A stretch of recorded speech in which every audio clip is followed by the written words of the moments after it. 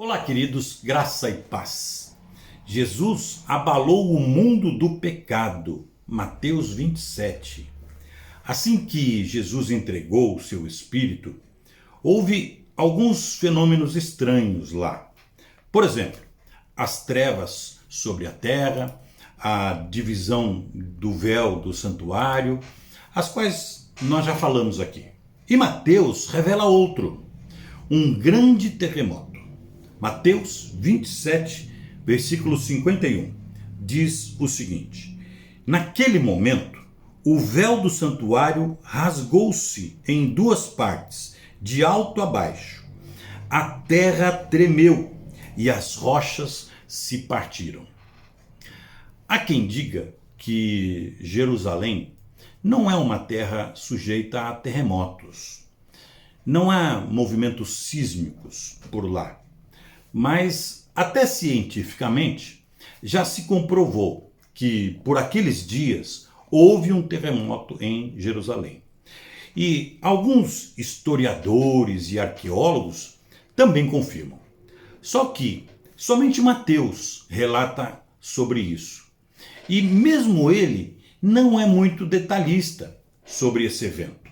Certamente não era um fato simples de se explicar. Eu penso que, por isso mesmo, não temos muitos detalhes na Bíblia. Na verdade, nós não precisamos de provas científicas e nem de detalhes sobre isso. A Bíblia diz que aconteceu um terremoto. Então nós cremos que aconteceu um terremoto. E não foi um terremoto qualquer.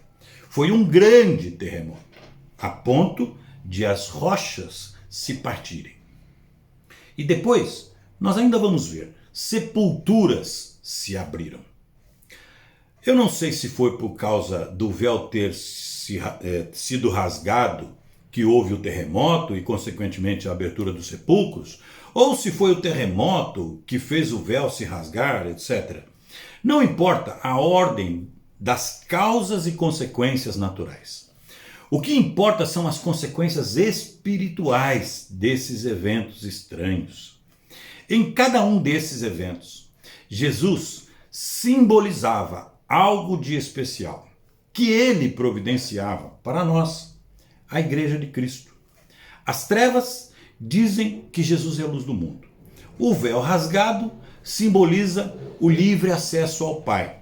E o terremoto nos mostra que, pelo poder de Deus, Jesus abalou o sistema maligno do pecado. Queridos irmãos, o que provocou o terremoto foi a voz de Deus. Ali na cruz, Deus, através de seu Filho, de uma vez por todas, condenou o pecado, zerou a dívida de todos os homens e nos deu a possibilidade de uma nova vida em Cristo Jesus. Eu vou encerrar com um texto que não deixa dúvidas de que o que Deus fez abalando a terra naquela hora foi para o bem daqueles que são chamados para o seu reino, a Igreja de Cristo. O escritor aos Hebreus, no capítulo 12, versículos 25 a 29. Vamos ler. Cuidado! Não rejeitem aquele que fala. Se os que se recusaram a ouvir aquele que os advertia na terra não escaparam, quanto mais nós, se nos desviarmos daquele que nos adverte dos céus. Versículo 26, olha só.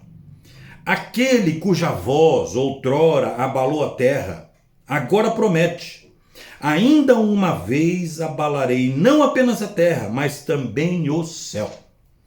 As palavras ainda uma vez indicam a remoção do que pode ser abalado, isto é, coisas criadas, de forma que permaneça o que não pode ser abalado. Versículo 28, preste atenção. Portanto, já que estamos recebendo um reino inabalável, sejamos agradecidos. E assim adoremos a Deus, de modo aceitável, com referência e temor, pois o nosso Deus é fogo consumidor. Então, meus queridos irmãos, conforme diz o texto escrito aos Hebreus, sejamos agradecidos e assim adoremos a Deus de modo aceitável, com reverência e temor. Amém. Fiquem com Deus. Fiquem na paz do Senhor Jesus.